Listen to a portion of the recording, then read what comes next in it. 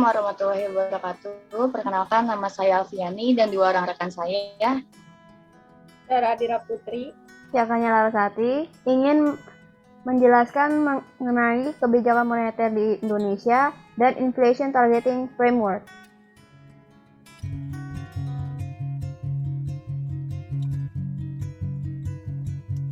Moneter adalah keputusan yang diambil oleh pemerintah dalam rangka menunjang aktivitas ekonomi melalui berbagai hal yang berkaitan dengan penetapan jumlah peredaran uang di masyarakat. Tujuan kebijakan moneter di Indonesia menurut Undang-Undang Nomor 3 Tahun 2004 Pasal 7 tentang Bank Indonesia. Bank Indonesia memiliki tujuan untuk mencapai dan memelihara kestabilan nilai rupiah yang tercermin pada inflasi. Sejak tahun 2005, Bank Indonesia menerapkan kerangka kebijakan moneter dengan inflasi sebagai sasaran utama kebijakan moneter, Inflation Targeting Framework, dengan menganut sistem nilai tukar yang mengembang atau yang dinamakan free floating.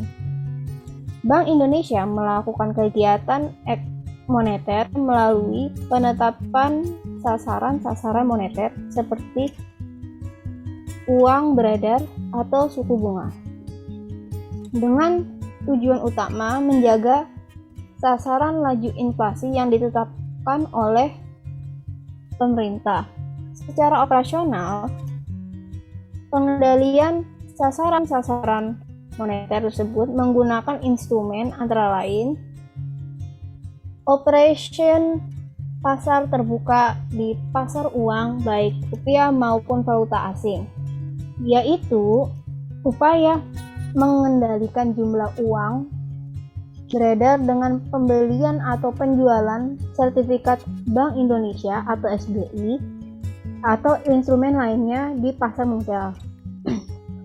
Kedua, penetapan tingkat diskonto, yaitu upaya bank sentral untuk mengembangkan atau mengurangi jumlah uang yang beredar dengan kebijakan suku bunga. Ketiga, penetapan cadangan wajib minimum adalah aturan dari bank sentral untuk bank-bank untuk menetapkan batas minimum uang yang harus dicadangkan sehingga tidak bisa disalurkan untuk dipinjam. Yang keempat yaitu pengaturan kredit atau pembiayaan. Kelima, Bank Indonesia juga dapat melakukan cara-cara pengendalian moneter berdasarkan prinsip syariah. Di seluruh dunia, instrumen kebijakan moneter selalu dinanti-nanti para analisis ekonomi, investor, bankir, dan berbagainya.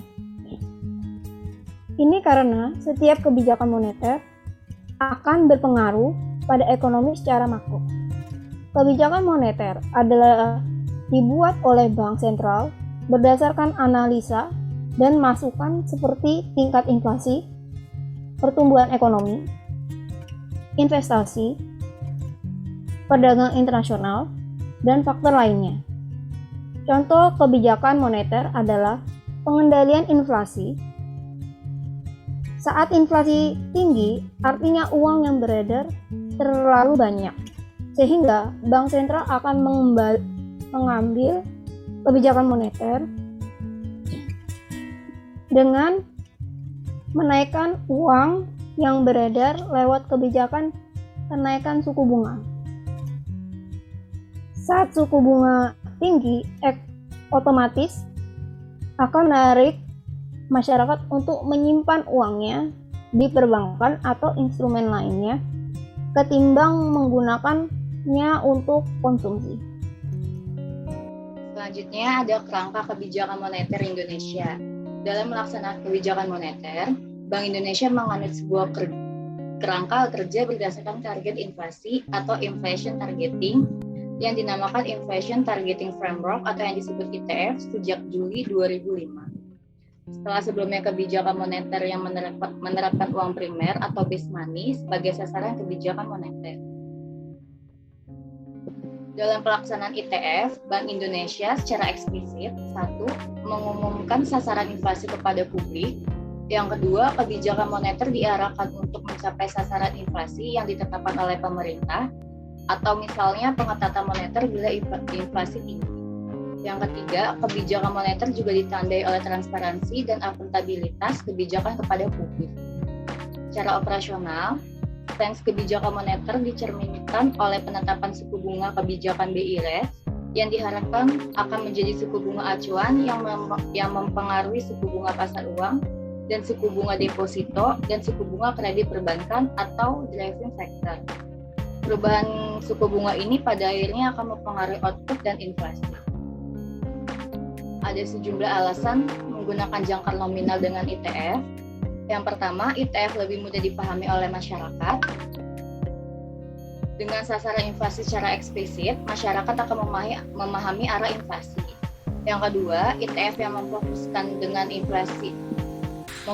pada inflasi sebagai prioritas kebijakan moneter sesuai dengan mandat yang diberikan oleh Bank Indonesia. ITF bersifat forward looking sesuai dengan dampak kebijakan pada inflasi yang memerlukan time lag. Yang keempat, ITF meningkatkan transparansi dan akuntabilitas kebijakan moneter, mendorong kredibilitas kebijakan moneter.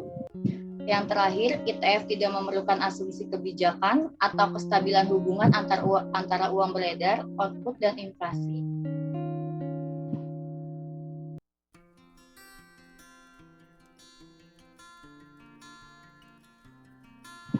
Selanjutnya, pembahasan inflasi. Definisi inflasi secara sederhana, inflasi diartikan sebagai meningkatnya harga-harga secara umum dan terus-menerus. Kebalikan dari inflasi disebut deflasi. Indikator yang sering digunakan untuk mengukur tingkat inflasi adalah indeks harga konsumen atau yang disingkat IHK. Indikator inflasi ada dua. Yang pertama, indeks harga perdagangan besar atau IHPB. Yang kedua, deflator produk domestik bruto atau yang disingkat PDB.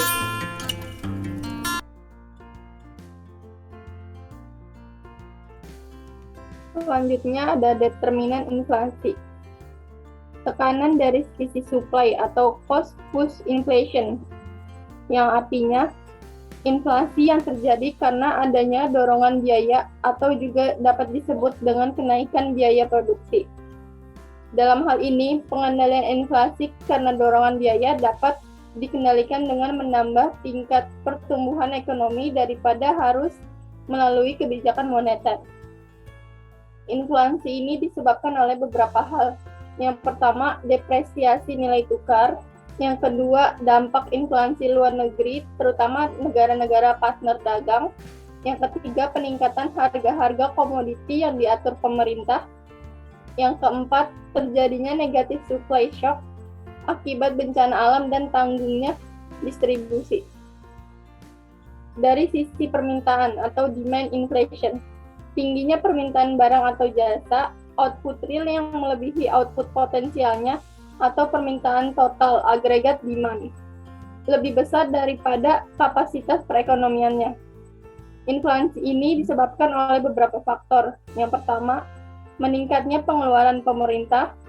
Yang kedua, meningkatnya permintaan barang untuk diekspor. Yang ketiga, meningkatnya permintaan barang untuk swasta. Yang keempat, depresiasi nilai tukar meningkat. Yang kelima, permintaan yang lebih tinggi daripada stimulus fiskal. Contohnya, pajak langsung atau tidak langsung yang lebih rendah, atau pengeluaran pemerintah yang lebih tinggi. Yang keenam, stimulus moneter terhadap ekonomi. Dan yang terakhir, pertumbuhan yang cepat di negara lain. Dari sisi ekspektasi inflasi, dipengaruhi oleh perilaku masyarakat dan perilaku ekonomi dalam menggunakan ekspektasi angka inflasi dalam keputusan kegiatan ekonominya. Misalnya, seperti kenaikan gaji PNS dan swasta. Selanjutnya ada transmisi kebijakan moneter di Indonesia. Mekanisme bekerjanya perubahan BI rate sampai mempengaruhi inflasi tersebut disebut sebagai mekanisme transmisi kebijakan moneter. Perubahan BI rate mempengaruhi inflasi melalui berbagai jalur.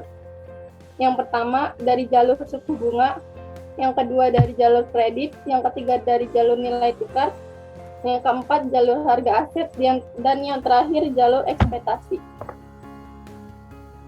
Sekian penjelasan dari kelompok kami, kurang lebihnya mohon maaf. Wassalamualaikum warahmatullahi wabarakatuh.